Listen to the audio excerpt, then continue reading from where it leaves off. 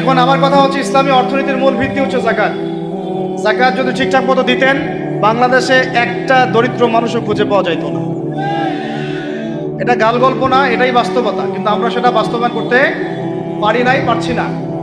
আমার কথা শোনেন ভাই, বাংলাদেশে এমন অনেক মানুষ আছে, হাজার হাজার, যাদের যাকাত যদি আপনি কালেক্ট করতে পারেন, সমাজে একটা দরিদ্র মানুষও খুঁজে পাওয়া যাবে না। এমন একজন মানুষের যাকাত দিয়ে আপনি একটা গ্রামের মানুষকে খাওয়াইতে পারবেন। মিলসের মালিক যাকাত দেয় না, গার্মেন্টসের মালিক অনেক যাকাত দেয় না, ফ্যাক্টরি মালিক যাকাত দেয় না, অনেকে কানাডায় বাড়ি ঘর করতেছেন, এখানে যাকাত দেন না। আছে না এরকম? যাকাত না দিলে ইসলামের খুঁটি থেকে নাম কাটা পড়ে গেল। ইসলামের ভিত্তি কয়টা? পাঁচটা না? তাওহীদের পরে কি সালাত না? সালাতের পরে কি যাকাত, তারপরে না রমাদান এবং হজ, তাই না বিষয়টা? আল্লাহ পাক আমাদেরকে ইসলামের এই পাঁচটা পিলারের অন্যতম পিলার যাকাতের উপর আমল করার তৌফিক দান করেন। কয়টা বললাম ভাই? 8টা। 9 নাম্বার হচ্ছে যাকাত যাদের ফরজ হয় না। আচ্ছা, যাকাত সম্পর্কে দুটো কথা। যাকাত কিন্তু সোনারও যাকাত আসে, রূপারও যাকাত আসে, এই গবাদি পশুরও যাকাত আসে, আবার কৃষি জমিরও কিন্তু যাকাত আসে। কৃষি জমির ফসলের কি হয়? যাকাত আসে, ওটাকে ওসর বলা হয়। আমরা অনেকে এটা জানিও না। ওলামায়ে কেরামদের সাথে পরামর্শ করবেন, আপনার সম্পদ যাকাত আসছে কিনা এটা নিসাব পরিমাণ হলে বের করে ফেলতে হবে। আল্লাহ পাক আমাদেরকে যাকাতগুলো বের করার তৌফিক দান করেন। আচ্ছা, আর যাকাত দিবেন এমন জায়গায় যেখানে দিলে দিনের খেদমত হচ্ছে। ইন্নামা সাদাকাতু লিল ফুকারা ওয়াল মাসাকিন ওয়াল আমিলিনা আলাইহা ওয়াল মুআল্লাফাতি কুলুবুহুম, আয়াত আছে না? ওয়া ফির রিকাব, এটা সূরা তাওবায় আছে না? সূরা তাওবার 60 নম্বর আয়াত। কত নম্বর? 60। সূরা তাওবার কত নম্বর? এই সূরার 60 নম্বর আয়াতে যাকাতের 8টা খাত বর্ণিত আছে। এই যে কোনো খাতে আপনি দিতে পারেন, তবে আমার পরামর্শ দিনের রাস্তায় ফি সাবিলিল্লাহ এগুলোতে যাকাত দিলে ভালো হবে, আত্মীয়দেরকে দিলে ভালো হবে, মিসকিনদেরকে দিলে ভালো হবে ইনশাআল্লাহ। আল্লাহ পাক তৌফিক দান করবেন। তো এটা হলো 8। 9 নাম্বার হচ্ছে 9 না 8? 8 শেষ হলো, 9 নাম্বার। 9 নাম্বার, যাকাত ছাড়াও আমরা বেশি বেশি দান সদকা করবো ইনশাআল্লাহ। রমজানে বেশি বেশি সদকা করবেন, বেশি বেশি সদকা। মানে সদাকার এমন ক্ষমতা আছে যে আপনার তাকদিরে মনে করেন একটা বিপদ লেখা আছে, মনে করেন তাকে একটা বিপদ আছে, আপনি এখানে সদকা করছেন, সদকা করছেন, এই সদাকার ওসিলাতে আল্লাহ পাক আপনার এই বিপদটা দূর করে দিতে পারে। একটা রোগ হয়েছে, বিপদে পড়ে গেছেন, এখন যদি গোপনে গোপনে সদকা করতে থাকেন এবং ওই ওসিলায় আল্লাহর কাছে দোয়া করেন যে আল্লাহ এই সদকার ওসিলায় আমার এই বিপদটা তুমি কাটায় দাও, আল্লাহ কাটাই দেবে। সদকার এমন ক্ষমতা আছে।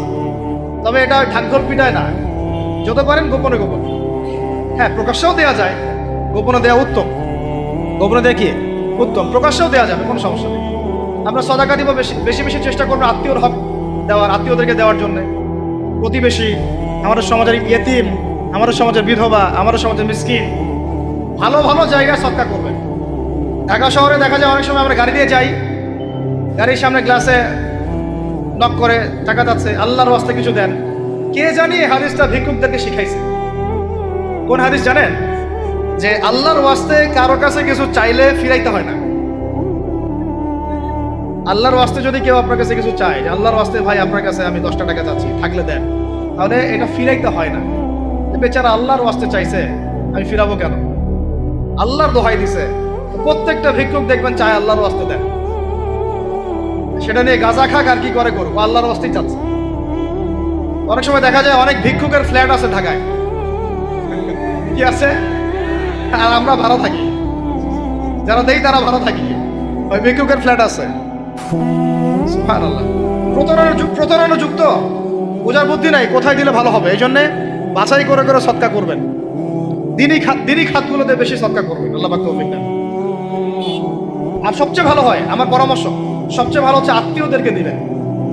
এখানে আপনি 2টা নেকি পাবেন। কয়টা? এক, আত্মীয়র হক রক্ষা করলেন, হক আদায় করে তার নেকি, সদকা তো করলেন, এটার নেকি আছে। আবার আত্মীয়র সম্পর্ক বজায় রাখলেন, সুসম্পর্ক বজায় রাখলেন, এটা আরেকটা নেকি। আত্মীয়তার সম্পর্ক রক্ষা করা বিশাল ইবাদত। মানে এটা সিলাতুর রাহিম, এটা আল্লাহ পাকের আরশের সাথে ঝুলে থাকে। যে আত্মীয়তার সম্পর্ক রক্ষা করে আল্লাহ পাক তাকে রক্ষা করবেন। আত্মীয়তার সম্পর্ক যে নষ্ট করে দেয় আল্লাহ পাক এই কেটে ফেলবেন। এটা আত্মীয়তার সম্পর্ক নষ্ট করতে হয় না। আত্মীয়তার সম্পর্ক নষ্টকারী জান্নাতে যায় না। এটা না হাদিসটা উস্তাদ?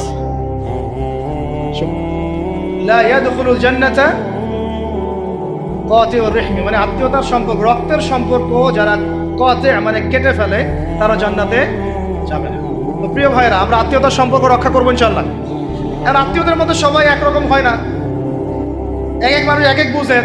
কেউ হয়তো আলট্রা মডার্ন, কেউ এক্সট্রা অর্ডিনারি মডার্ন, ঠিক আছে, কেউ দিনের ধার কাছেও নাই, কেউ নাস্তিক, এরকম আছে তো নাকি? তা আপনি সৌজন্যমূলক সম্পর্ক বজায় রাখবেন। সালাম কালাম বিনিময়ে আসলে মেহমানদারি করা, সৌজন্যমূলক সম্পর্ক কি করবেন? বজায় রাখবেন। আল্লাহ পাক আমাদেরকে বোঝার তৌফিক দান। কয়টা বলছি? 8 না 9? 9টা। 10 নম্বর হচ্ছে ভাই, রোজা রেখে বেশি বেশি ইস্তেগফার করবেন। কি করবেন বলেন? রোজা রেখে বেশি বেশি ইস্তেগফারের সবচেয়ে ছোট্ট বাক্যটা হচ্ছে আস্তাগফিরুল্লাহ ওয়া আতুবু ইলাইহি। কি বললাম বলেন? আস্তাগফিরুল্লাহ ওয়া আতুবু ইলাইহি। এইটুকু পারা যাবে না? দিনে কমপক্ষে 100 বার। কতবার? দিনে কমপক্ষে 70 বার বা 100 বার। দিনে কমপক্ষে 70 বার বা 100 বার। আরো বেশি পারলে আরো ভালো। ওই যে হিসনুল মুসলিম একটা বই আছে না, বা কিতাবুজ জিকির, কিতাবুদ দোয়া, আল আসকার, এমন অনেক বই পাওয়া যায়। এই বইগুলো কিনবেন, ওখানে দেখবেন অনেক জিকির আজকার দেওয়া আছে, দৈনন্দিন জিকির আজকার দেওয়া আছে, তাসবিহ তাহলিল দেওয়া আছে, সকাল সন্ধ্যার মাসনুন দোয়াগুলো দেওয়া আছে। এগুলো মুখস্থ করেন। কিছু হলেই হুজুর দোয়া করে দেন, হুজুর ফু দিয়ে দেন, হুজুর পানি পরা দেন। আগে হুজুরের উপর ডিপেন্ডেন্সি কেন? আপনার নিজে আল্লাহর কাছে চাওয়া শিখেন। সেজদায় গিয়ে আল্লাহকে বলেন, আল্লাহ আমার অসুস্থ, আমি অসুস্থ, আমাকে শেফা দাও। সেজদায় গিয়ে বলেন, আল্লাহুম্মা আতিনা ফিদ দুনিয়া হাসানা ওয়া ফিল আখিরাতি হাসানা ওয়া কিনা আযাবান নার। হাত উঠান, আল্লাহকে বলেন, আল্লাহ আল্লাহুম্মা আইনি আলা যিকরিকা ওয়া শুকরিকা ওয়া হুসনি ইবাদাতিক। আল্লাহকে বলেন, ইয়া শাফি, ইয়া আল্লাহ, ইয়া রহমান, ইশফিনি, আমাকে শেফা দান করেন। আগে আল্লাহর সাথে কথা বলা শিখেন, তাই না ভাই?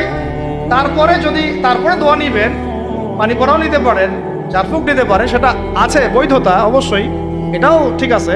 কিন্তু আগে আপনি আল্লাহকে চিনতে শিখেন। বেশি বেশি রোজা রেখে ইস্তেগফার করবেন, আল্লাহ পাক তৌফিক দান করেন, আমিন। একটা বইয়ের নাম বলেছে হিসনুল মুসলিম, আল আসকার, কিতাবুদ দোয়া, এরকম অনেকগুলো বই আছে বাজারে। এগুলো কিনে বাসায় মুখস্থ করার চেষ্টা করেন, আল্লাহ পাক তৌফিকের আয়াত করেন, বলি আমিন। কয়টা বললাম? 10টা। 11 নম্বর, আসলে আমার মার্কিংটা উল্টা পাল্টা তো, যে বুঝতে পারতেছেন, ঠিক আছে?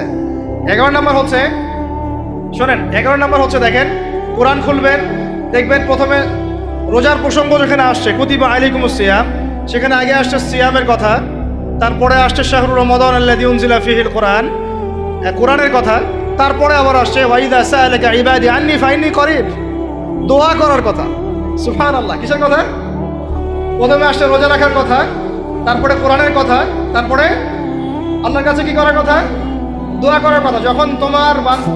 যখন আমার বান্দারা তোমাকে জিজ্ঞাসা করে, যে আমার সম্পর্কে জিজ্ঞাসা করে, ওয়াইদা সাআলাকা ইবাদি আন্নী, বলো ফাইন্নী করিব, আমি কাছেই আছি, উজিবু দাওয়াতাদ দাঈ ইযা দাআন, দোয়াকারী যখন দোয়া করে আমি তার দোয়া শ্রবণ করি। সুবহানাল্লাহ। ফালিয়াস্তাজিবু লি ওয়াল ইউমিনু বি, আমি তার দোয়া শুনি, অতএব সেও যেন আমার কথা শুনে, সুবহানাল্লাহ, এবং আমার প্রতি ঈমান নিয়ে আসে। তাহলে রোজা রেখে বেশি বেশি কি করব বুঝে ফেলছেন? কি বলেন? দোয়া করবেন। কোরআনের পরে কিসের কথা আসছে? রোজাদারের দোয়া ফেরত দেওয়া হয় না। দোয়া কবুল হওয়ার অন্যতম একটা অস্ত্র হচ্ছে রোজা রেখে দোয়া করা। কেমন করে ফেরত দিবে? আল্লাহর জন্য আমরা না খেয়ে আছি, তাই না? আল্লাহ পাকের মায়া হবে না, দয়া হবে না? আমার বান্দা না খেয়ে আছে, আমার বান্দা পানি ত্যাগ করছে, আমার বান্দা স্ত্রী সহবাস ত্যাগ করছে, হালালগুলো ছেড়ে দিয়েছে আমার জন্যে, তা আমি কেন তার দোয়া? অবশ্যই আল্লাহ পাক উপযুক্ত মনে করলে দোয়া কবুল করবেনই করবেন ইনশাআল্লাহ। দোয়া করার পদ্ধতি জানতে হবে। হারাম খাওয়া যাবে না, শিরিক করা যাবে না, বেদাত করব না ইনশাআল্লাহ। দোয়া করার আগে আল্লাহর প্রশংসা করব, নবী সাল্লাল্লাহু আলাইহি ওয়াসাল্লামের প্রতি দরুদ করব, ঠিক আছে? দোয়া কবুলের সময়গুলো বেছে বেছে দোয়া করব, ইনশাআল্লাহ দোয়া কবুল হবে। আল্লাহ পাক আমাদেরকে রোজা রাখা অবস্থায় বেশি বেশি দোয়া করার তৌফিক দান করুন। কটা হচ্ছে? 11। 12 নম্বর হচ্ছে, রমজান মাসে তারাবির নামাজ জামাতে পড়ব। কি বললাম বলেন? রমজান মাসে সালাতুত তারাবি জামাতে পড়ব। এখন আমি আরো 3টা কথা বাড়াই দিচ্ছি। কেউ হজম করতে পারলে করেন, যদি না করতে পারেন, বদহজম হয়ে যায়, কিছু করার নাই। বদহজম যদি হয়ে যায়, পরে আমাদের সাথে মাদ্রাসায় এসে বসেন, কিতাবপত্র খুলে দেখাবো, কথা হবে ইনশাআল্লাহ, ঠিক আছে? অনলাইন গরম করার দরকার নাই। রমজান মাসে আমরা তারাবির নামাজ পড়বো ইনশাআল্লাহ জামাতে। কোথায়? জামাতে ইনশাআল্লাহ। 1। 2 নম্বর, তারাবির নামাজ পড়বো 20 রাকাত। কত রাকাত? 20 রাকাত। আর যদি বলেন যে আমি ভাই কম পড়েন আপনি বাসায়, কোনো সমস্যা নাই, আপনি আপনার মতো করে বাসায় পড়েন, কোনো সমস্যা নাই। যদি ওমর রাদিয়াল্লাহু আনহু এর উপর আমল করে থাকেন, আমার আমল করতে কোনো সমস্যা নাই। যদি উসমান রাদিয়াল্লাহু আনহু 2 আযান চালু করে থাকেন, তাহলে আমার আমল করতে কোনো সমস্যা নাই। ওই যে হাদিসটা বলেছিলাম প্রথমে, কে নাজাত প্রাপ্ত ফেরকা, মা আনা আলাইহি ওয়া আসহাবি, আমি আর আমার সাহাবীরা যার উপরে আছি। আরেকটা হাদিস কি, আলাইকুম বিসুন্নতি ওয়া সুন্নতি খুলাফায়ে রাশিদিন মাহদিয়িন মিন বা'দি, তোমাদের উপর অবধারিত হচ্ছে, ওয়াজিব হচ্ছে আমার সুন্নতকে আঁকড়ে ধরা এবং আমার সাহাবীদের সুন্নতকে কে আঁকড়ে ধরা। কার কার সুন্নত? আমার সুন্নতকে আঁকড়ে ধরো এবং আমার সাহাবীদের সুন্নতকে আঁকড়ে ধরো, খোলাফায়ে রাশিদার সুন্নতকে আঁকড়ে ধরো, যারা মাহদিয়িন হেদায়েত প্রাপ্ত মিন বা'দি, আমার পরে। সাহাবায়ে কেরাম যদি কিছু চালু করেন, আমল করতে কোনো দোষ নাই, বরং এটাই হচ্ছে সুন্নতের আরো শ্রেষ্ঠ অনুসরণ। কারণ আমি তো ওমরের চেয়ে বড় পরহেজগার হইতে পারবো না, পারবেন? তাহলে আমি তো উসমানের চেয়ে দিন বেশি বুঝি না। তিনি যদি 2 আযান চালু করতে পারেন, তাহলে আমি তাকে বেদাতি বলতে পারি না, নাউযুবিল্লাহ। যদি আমি তাকে এভাবে শব্দ প্রয়োগ করা হয়েছে বাংলাদেশে, উসমান রাদিয়াল্লাহু আনহু যদি 2 আযান চালু করে থাকে, ওটা বেদাত হয়ে গেছে, নাউযুবিল্লাহ। বলে নাউযুবিল্লাহ। সাহাবীরা কিছু চালু করলে যদি বেদাত হয়, তাহলে সুন্নত হবে কি? তাহলে সুন্নত কোনটা হবে? তাহলে এই ব্যক্তি এরকম কথা যদি কেউ বলে থাকে, তার উচিত হবে এখনই রুজু করে ফিরে আসা, অহংকার না করা, হঠকারিতা না করা, এখনই ইস্তেগফার করে তওবা করে ফিরে আসা, আল্লাহ মাফ করে দিবেন ইনশাআল্লাহ। আর এর উপর হঠকারিতা থাকে না, ওসমান রাদিয়াল্লাহু আনহু যদি 2 আযান চালু করে থাকে, তিনি ভুল করেছেন, তিনি বেদাত করেছেন, নাউযুবিল্লাহ। বিশ্বাস করেন, সাহাবীদেরকে এভাবে কটাক্ষ করলে, আন্ডারএস্টিমেট করলে, এভাবে কথাবার্তা বলে, শানের খেলাফ কথা বললে ঈমানও চলে যেতে পারে। আমরা নবীকে মানবো সাহাবীদের মানদণ্ডে, সাহাবীদের বুঝের উপর আমাদের বুঝ না, আমি বুঝাতে পারতেছি না। নবীকে মানবো, অবশ্যই মানবো। কার মাধ্যমে? কাদের মধ্য দিয়ে? সাহাবাদের তরিকার মধ্য দিয়ে। সাহাবাদের তরিকা আমি কি থাবাস করে পাবো? তাবেঈ লাগবে, তাবেঈ লাগবে। এই সিলসিলা মেনটেন করে আমাকে মানতে হবে। কোরআন এবং হাদিস তো সবার বাসায় আছে। আপনাকে যদি আমি এখন বলি যে ক্রিপ্টোকারেন্সি হালাল না হারাম, আপনি কি বের করে দিতে পারবেন এখন আমাকে? পারলেও আপনার আরো 15-20 বছর পড়াশোনা করতে হবে। তারপরে যারা এগুলো নিয়ে গবেষণা করে, তাদের কাছে আসতে হবে, জিজ্ঞাসা করতে হবে, বলতে হবে, তারা ফতোয়া দিলে মানতে হবে। ফাসআলু আহলা যিকরি ইন কুনতুম লা তা'লামুন, তোমরা আহলে জিকিরদেরকে জিজ্ঞাসা করো, আহলুল ইলমদেরকে জিজ্ঞাসা করো যে বিষয় তোমরা জানো না। তাহলে আমাদের সমাজে এরকম অনেক ফিতনা চলতেছে, অনলাইনে এই ফিতনাগুলো অনেক বেশি।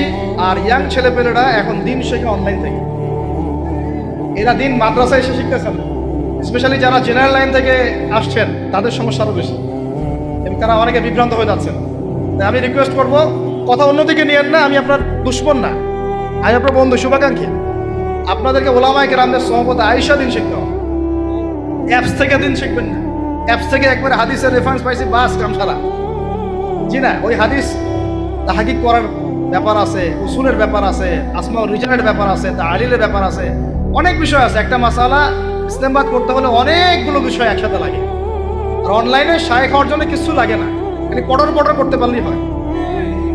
অনলাইনে যে কোরআন তেলাওয়াতও করতে পারে না, সেও শায়েখ হয়ে বসে আছে। শুধু শায়েখ না তো, মহাপণ্ডিত, সে পুরা ওলামায়ে দেওবন্দের সাথে একাই বাহাস করতে পারবে। এটা বলছে, আরে ওলামায়ে দেওবন্দ আর কি, সবগুলোকে ডাকো, সব ওলামায়ে দেওবন্দ এক পাশে বসবে, সে আরেক পাশে বসবে, ও বলে একাই যথেষ্ট। এটা মানসিক রোগী। এগুলো কি মানসিক রোগী? তা মানসিক বিকারগ্রস্তদের থেকে দিন শেখার চাইতে আপনার দিন মাদ্রাসায় গিয়ে শেখা অনেক ভালো। মানসিক বিকারগ্রস্তদের থেকে দিন শেখা বাদ দিয়ে মাদ্রাসায় গিয়ে উলামায়ে কেরামের সাথে পরামর্শ করে দিন শেখেন। আল্লাহ পাক তৌফিক দান করেন।